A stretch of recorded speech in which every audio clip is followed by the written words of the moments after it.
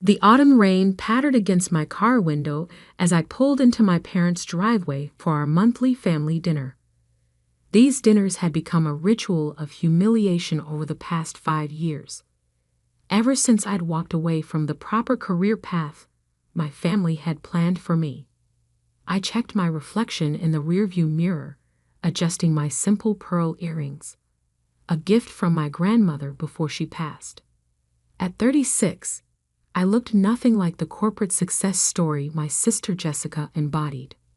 No designer suits, no elaborate hairstyle, just clean professionalism and quiet confidence. The porch light flickered on automatically as I approached the door, probably triggered by one of the many smart home features Jessica had insisted on installing for our parents. Another display of her supposed success. "Oh, Emma's here," my mother's voice carried through the door before I could knock. The slight disappointment in her tone was familiar. I was always Emma.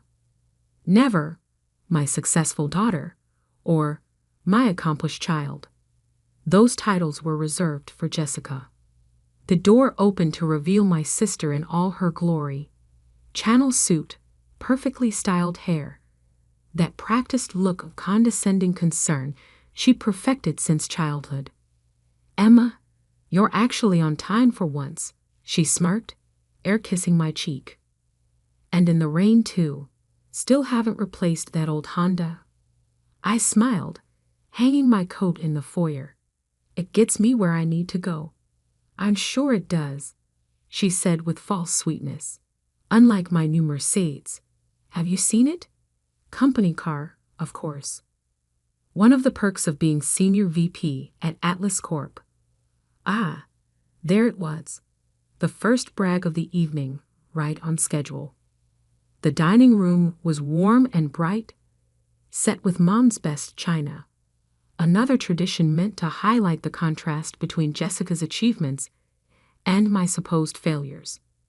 Dad sat at the head of the table, already nursing his usual scotch, while Mom fussed over the place settings.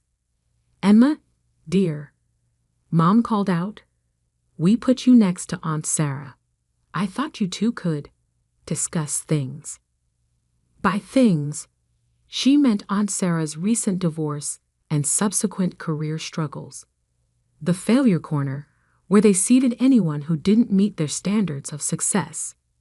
"Actually," I said quietly, "I'll sit here." I pulled out a chair at the main part of the table, directly across from Jessica. My mother's eyebrows shot up, but she said nothing. "So," Jessica began as the first course was served. "I was just telling Mom and Dad about my promotion. Senior Vice President of Operations at Atlas Corp, youngest in company history." "That's wonderful," I murmured, taking a sip of water. "Of course, it's not just the title," she continued, warming to her favorite subject, herself.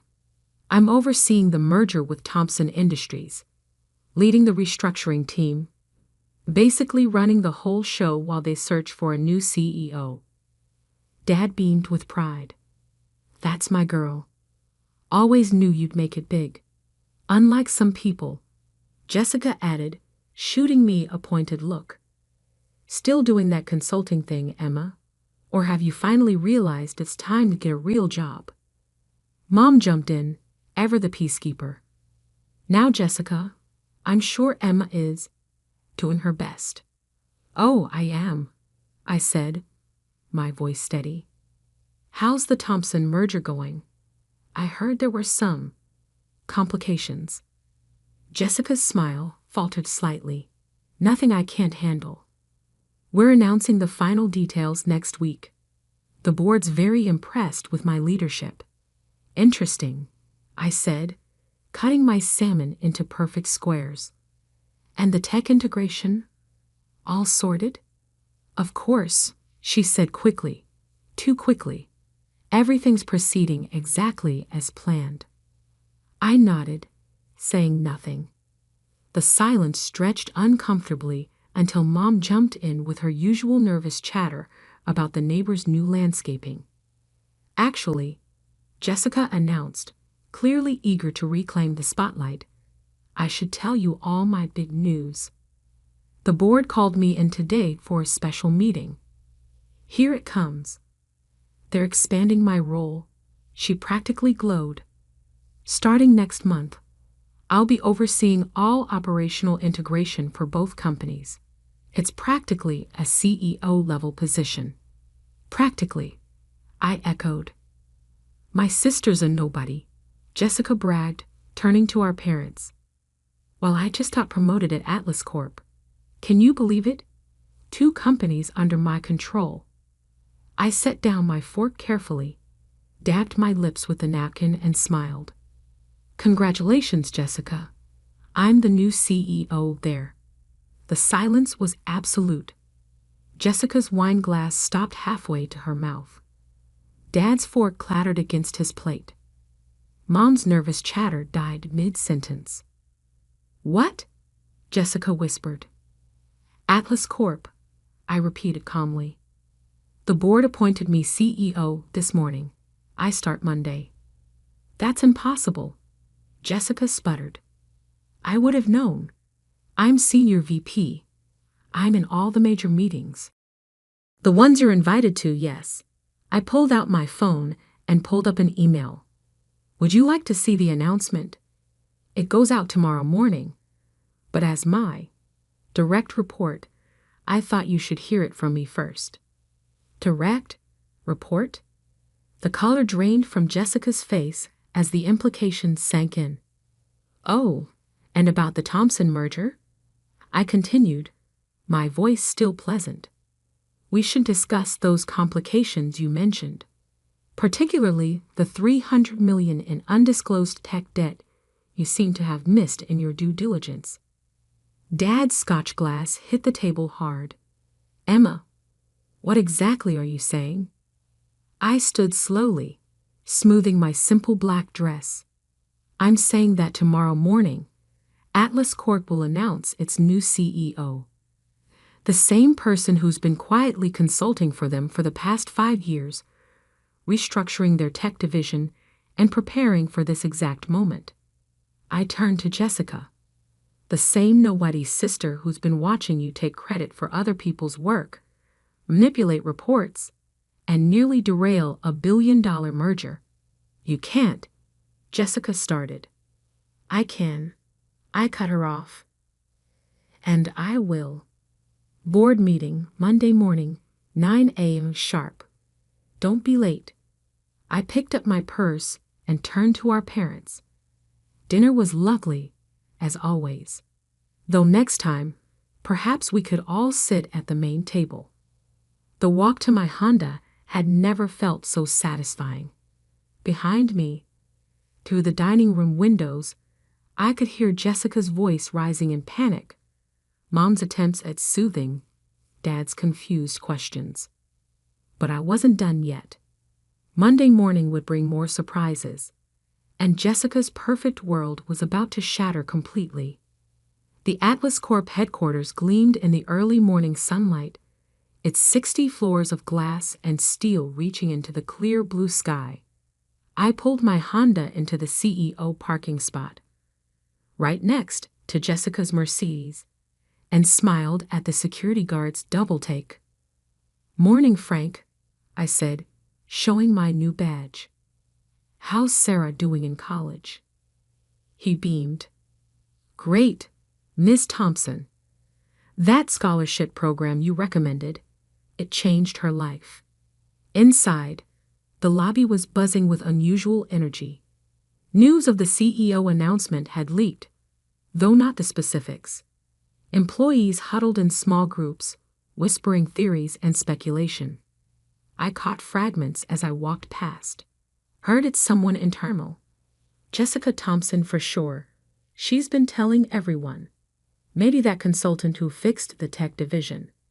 The executive floor was eerily quiet when I stepped off the elevator. Jessica's assistant, Madison, sat at her desk looking shell-shocked. She'd probably already seen the announcement email scheduled for 8:30 a.m. Good morning, Madison, I said pleasantly. Is my sister in yet? Why, yes, Miss Thompson. She's in her office. I mean, her current office. I nodded. Please have her meet me in the CEO's office in 10 minutes. And Madison, you can call me Emma. The CEO's office suite was exactly as I remembered from my consulting days, all mahogany and leather, designed to intimidate rather than inspire. That would be changing soon. Right on cue, my phone buzzed. A text from Jessica. We need to talk. Now. I settled behind the massive desk, opened my laptop, and waited. 3, 2, 1. The door burst open. Jessica stormed in, her perfect composure cracking around the edges. Her channel suit was slightly wrinkled, probably from a sleepless night. What the hell is this? She slapped a printout of the announcement email on my desk. Some kind of joke. Good morning to you too, Jessica. Please, sit down. I will not sit down. Do you have any idea what you've done? I've spent years building my position here, cultivating relationships, proving myself, taking credit for other people's work. I interrupted calmly. Hiding problems in the Thompson merger? Manipulating reports to make yourself look better. She paled slightly but rallied. You can't prove any of that. Actually, I said, turning my laptop around, I can. Would you like to see the evidence? The board has already reviewed it all, of course. It's part of why they chose me for CEO. The board? She laughed, but it sounded hollow. I know everyone on the board. They wouldn't. You know the old board. I corrected her. The one that stepped down last month after the pension fund scandal. The new board? They're a bit more thorough. Jessica sank into a chair, her legs seemingly giving out. How long have I been preparing for this? 5 years. Ever since you took credit for my tech restructuring plan and got your first promotion. I leaned forward. Did you really think I was just some failed consultant all this time? That I didn't notice you using my strategies, my ideas, even my exact phrases in your presentations?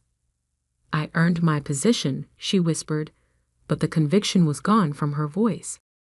No, you didn't. But here's your chance to earn something real. I pulled out a folder and slid it across the desk. Your new position. Junior Operations Manager, reporting to the actual team that's been doing your work all these years. Junior? She looked like she might faint. You can't demote me. I'll resign first. Of course you can resign, I agreed. But then I'd have to include the full details of your creative accounting in the SEC filing. And I don't think your next employer would appreciate that. The intercom buzzed. Ms. Thompson? The board is ready for the morning meeting. Thank you, Madison. I stood, straightening my jacket. Come in, Jessica. I believe you have a presentation on the Thompson merger. The real numbers this time, please. The boardroom fell silent as we entered. The new board members, hand-picked for their expertise and integrity, watched with varying degrees of interest as Jessica stumbled through her presentation. Every misleading statement, every inflated number, every hidden problem was methodically exposed. And that, I concluded after she finished, is why we'll be restructuring the merger timeline.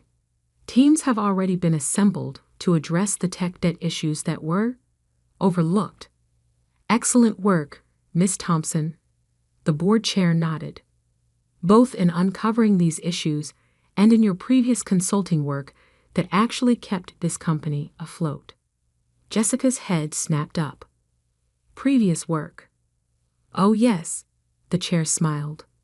Your sister's been the architect of every major successful initiative here for the past 5 years. Though I believe you took credit for most of them.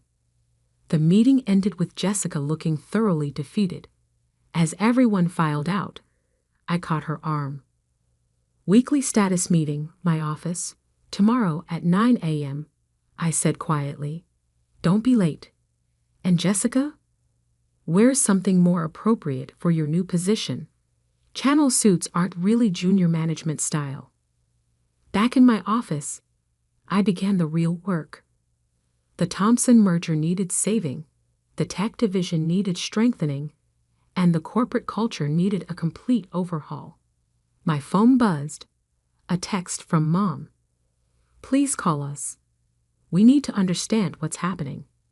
I smiled, remembering all those family dinners, all those subtle jabs, and not so subtle comparisons. "Nothing to understand," I typed back. "Just your nobody daughter doing what she does best, succeeding." The afternoon brought a parade of executives, all suddenly eager to meet the new CEO they'd overlooked for years. Each one had a story about how they'd always respected my work and never really agreed with Jessica's methods.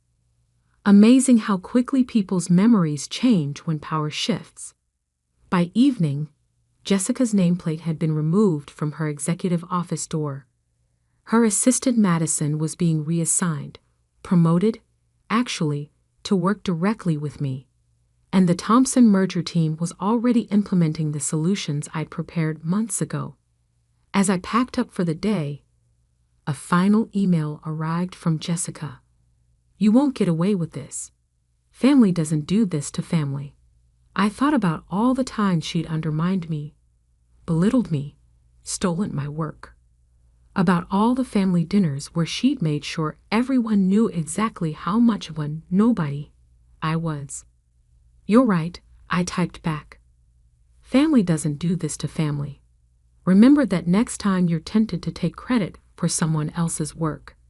See you at tomorrow's status meeting. Don't be late." The Honda started smoothly as I pulled out of the CEO parking spot. Tomorrow would bring new challenges, new opportunities to prove exactly why I deserved this position. And Jessica? She was about to learn what it really meant to earn your success. 6 months passed in a whirlwind of changes at Atlas Corp. The Thompson merger, properly restructured, had become a case study in successful corporate integration. Our stock price had risen 40%, employee satisfaction scores were at an all-time high, and the tech division was revolutionizing the industry. And Jessica? She'd survived. Barely, in her new role as junior operations manager. Every morning, I watched her Honda Civic. The Mercedes had been a company car, naturally, pull into the regular employee parking lot. Every week, she sat through status meetings, presenting actual data instead of manipulated reports. It was a Tuesday morning when everything changed again. I was reviewing quarterly reports in my office, now redesigned to be more collaborative than intimidating, when Madison buzzed in. "Your parents are here," she said, her voice careful. "They don't have an appointment, but—" I sighed. After 6 months of ignored calls and declined dinner invitations, they'd finally decided to take direct action. Send them in. They looked older somehow, less imposing than I remembered. Mom's designer outfit seemed forced. Dad's usually commanding presence diminished. They stood awkwardly just inside the door, taking in the changes to the office they'd once visited to praise Jessica's accomplishments. "Nice view," Dad attempted, gesturing at the floor-to-ceiling windows. "Better than the failure corner at dinner," I replied mildly. "Please sit." They settled onto the modern conference chairs. Gone was the intimidating leather furniture of the old regime. Mom clutched her handbag like a shield. "Emma," she began, "we've been trying to reach you." I'd been busy. Running a company takes time. But you knew that, right? All those times you praised Jessica's 60-hour weeks while dismissing my consulting thing. Dad shifted uncomfortably. "About that? We may have been hasty in our judgments. Hasty. I pulled up a file on my laptop. Let's review, shall we? 5 years of family dinners where I was seated in the failure corner. Countless comments about getting a real job. The time you skipped my consulting firm's launch party to attend Jessica's promotion celebration. Hasty doesn't quite cover it. We didn't know, Mom protested. Jessica always said. That's the problem. I cut in. You never asked me. Never looked beyond the surface. Never questioned why Atlas Corp's success always seemed to align with my consulting contracts. And now, Dad asked quietly. I turned my laptop around, showing them the company's latest financial reports. Now Atlas Corp is stronger than ever. The Thompson merger that Jessica nearly derailed. It's revolutionizing the industry. The tech division she claimed was worthless. It's our biggest growth sector. And your sister? Mom's voice was barely a whisper. See for yourself. I pressed the intercom. Madison, please ask Jessica to join us. A few minutes later, Jessica slipped into the office. Gone were the designer suits and perfect makeup. She wore business casual attire, her hair simply styled, her expression guarded. Sit down, Jessica, I said, gesturing to the remaining chair. Your quarterly review is due. She pulled out a folder. Actual paper, not the glossy presentations of her VP days, and began reviewing her team's progress. Real numbers, real achievements, modest but genuine success. Thank you, I said when she finished. Much better than last quarter. You're learning. Our parents watched this exchange in stunned silence. The power dynamic they'd known for 36 years had completely reversed. One more thing, I added, pulling out another folder. The board has reviewed your performance. They're offering you a promotion. Senior Operations Manager, leading the new regional office. Jessica's head snapped up. Really? You've earned it. I emphasized the word. With actual work this time. The position starts next month, in our Minneapolis office. Minneapolis? Mom gasped. But that's a fantastic opportunity, I finished. Unless you prefer to stay in your current position, Jessica? She shook her head quickly. No, thank you, I accept. After she left, our parents sat in continued silence until Dad finally spoke. We were wrong, he said simply. Yes, you were. Can we fix this? Mom asked. I leaned back in my chair, touching the pearl earrings. Grandma's last gift. That depends. Are you ready to actually see me? Not as Jessica's shadow, not as the family disappointment, but as who I really am. They nodded, looking almost childlike in their uncertainty. Then yes, we can try, starting with dinner. At my house this time. No failure corner, no comparisons, no judgments. Just family, learning to see each other clearly. That evening, after they left, I stood at my office window watching the city lights flicker to life. My phone buzzed with a text from Jessica. Thank you. For the promotion, for the chance, for everything. You earned it, I replied. That's the difference. Another text, this time from Mom. Your home is beautiful, just like you. We're so sorry we didn't see it sooner. I smiled, touching the pearls again. Success, I'd learned, wasn't about corner offices or designer suits. It was about staying true to yourself, doing the work, and sometimes letting others learn their own hard lessons. Madison buzzed in one last time. Tomorrow's schedule is ready. Board meeting at 9, strategy review at 11, and the Thompson team presentation at 2. Thank you, Madison. Oh, and one more thing. Yes. Move the family photo from the failure corner to my desk. It's time to make some new memories. The city lights twinkled below, reflecting off the glass and steel of the building that had become my domain. Not through manipulation or false claims, but through hard work, patience, and the quiet confidence that truth eventually prevails. Sometimes the best revenge isn't just proving them wrong, it's teaching them to be better.